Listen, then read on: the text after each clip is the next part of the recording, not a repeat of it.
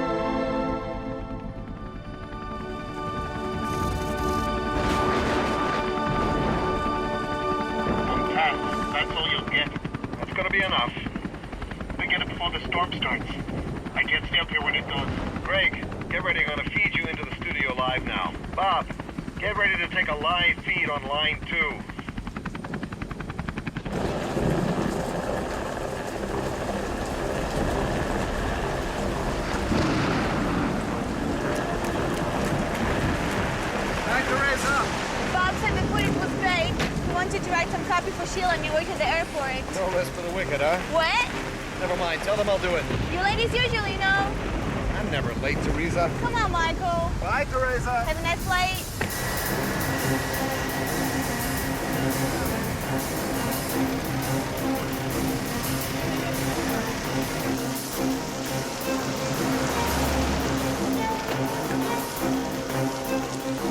Kevin, so we do it again. Yes, sir.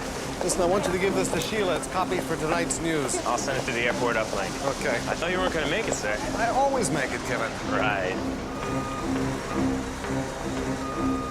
Good evening, ladies and gentlemen. Welcome. My name is to Michael the Greenspan. non-stop Thomas, service tonight to you beat me to it. Yeah. Please fasten your seatbelts and enjoy. I'm an investigative journalist, one of those guys you see on the evening news. Sometimes our efforts bring about long overdue changes. Other times, what we do is debatable. We seldom have answers. Our job is to raise the questions.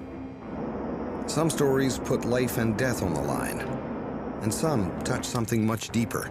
Some would say much higher. It's a story like this that put me on tonight's flight to Tel Aviv. How I got here started with a phone call from an old friend. A production company in LA was doing a film about unexplainable phenomena during Israel's wars. Some of the stories were actually being called miracles. Greenspan. They wanted to know if I was interested. I told them I'd think about it. Yeah, I got the package. Personally, I find it hard to believe in miracles, not in the sense of some divine hand intruding in people's lives to achieve some heavenly purpose on earth. Too many horrible things happen to very good people for me to believe that.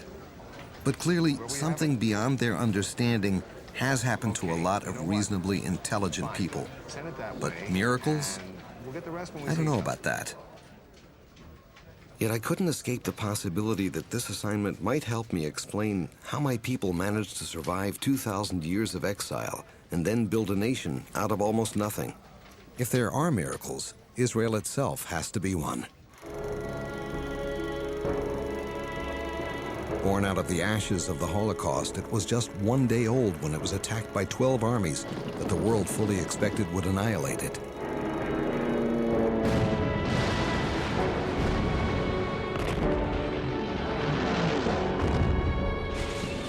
There was one tank and 5 cannon with which to fight back an armada against them. And yet, Israel won. How? Every time Israel has been attacked, Pentagon and Kremlin leaders have declared defeat as inevitable. The military experts at West Point won't study Israel's wars because their outcomes are too impossible. But the anomalies don't stop on the battlefield. How did Hebrew become the only dead language in history to be revived after 2,000 years? Why would millions of people from around the world leave their homes and move to a desert wasteland to build new lives for themselves? How did these people manage to turn a land more than 80% desert into one of the largest food and flour exporters in the world? Why have incredible achievements in science, medicine, and new technologies happened here in greater concentration than anywhere else? There are no logical answers. Some say these things can only be explained as miracles. But are they? I decided to take the assignment. I didn't tell the producers I felt I had to. Hello? Hi, Rami. Yeah, I want to meet as many as I possibly can. Ladies and gentlemen, we will soon be landing at David Ben-Gurion International Airport. Please fasten your seatbelts for the rest of the flight, and welcome to Israel.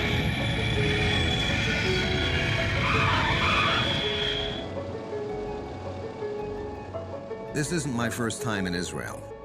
I'm in and out of here a lot, doing news stories for CNN, BBC, and lots of others. I'm certainly not religious, but there's a part of me that feels like I'm home when I'm here. The road from the airport to Jerusalem takes about 30 minutes. But once you reach the old city, it feels like you've been traveling for centuries. Jerusalem is 3,000 years old, holy to Jews, Muslims, and Christians. This is the city of David, where Solomon built the temple, where God said he would forever dwell and watch over his chosen people. Of all the places to look for miracles, it should be here.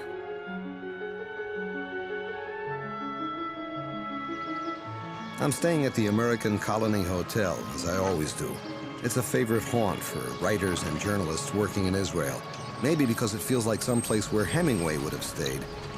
I stay here because there's no other place that makes me feel more like I'm in turn-of-the-century Palestine.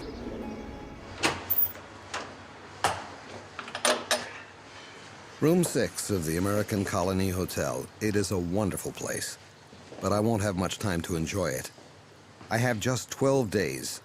12 days to find the truth and tell this story, whatever it turns out to be. It's not enough time, but there never is.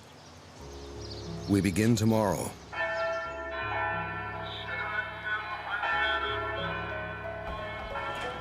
If you believe the Bible, Israel's history is filled with stories of miracles. These are the stories I learned as a boy.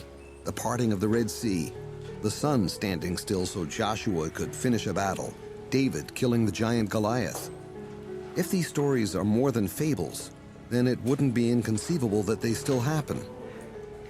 Today I'm investigating such a story. 2 miracles that supposedly occurred in the same place centuries apart. 8 miles north of Jerusalem is a forgettable backwater town called Michmash. Most people have never even heard of it. But 2 parallel stories apparently occurred here almost 3,000 years apart. One story is in the Bible. The other is recorded in the British war journals of World War I and in the personal memoirs of English Brigadier Major Vivian Gilbert, who was here in 1917. If a miracle took place here, I want to find out for myself. Historian Meir Halevi agreed to meet me and discuss what has been called the miracle at Michmash. This place called the Valley of Michmash, and this is a historical place where we can see, according to the Bible, the big rock, Sinai, and the other big rock, Botetz. And here we have living stories, a living history coming out of this place. I'm also meeting historian Yehuda Noblach, who has studied the events that took place here.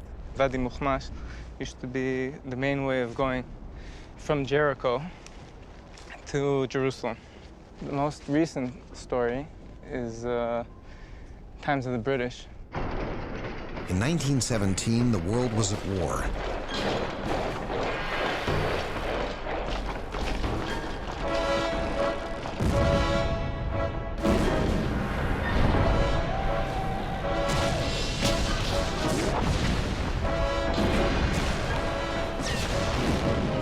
Turkey's decision to join Germany against England and France would spell the end of the Ottoman Empire. The Turks had ruled Palestine for 400 years. In September, General Allenby arrived in Cairo. By December, Jerusalem was in British hands.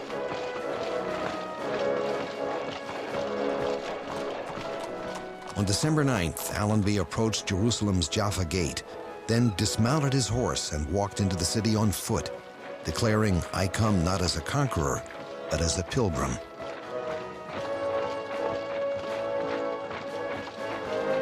Brigadier Major Vivian Gilbert was there. People tell me soldiers have no souls. I refuse to believe it. I know what was in our thoughts that day. We experienced the thrill of those that make history. We were proud that Jerusalem, after languishing for over 400 years, should be free at last, and that the prize for which we had undergone so many months of weary fighting should be ours. But above all, we had a great and abiding faith in God, whose mercy had granted us the victory. We felt that somehow it was worth the privations, the heat, the thirst, the loss of comrades who had been more than brothers, the sad memory of lonely graves in Judean hills, the wounds and weariness, to free the Holy Land forever. February 18, 1918. It had been 2 months since we took Jerusalem. General Allenby has sent my brigade to capture the Turkish garrison at Michmash before the invasion of Jericho. We fully expect the Turks to mount a counter-offensive to try and retake Jerusalem. It will only be safe when we have liberated all of Palestine.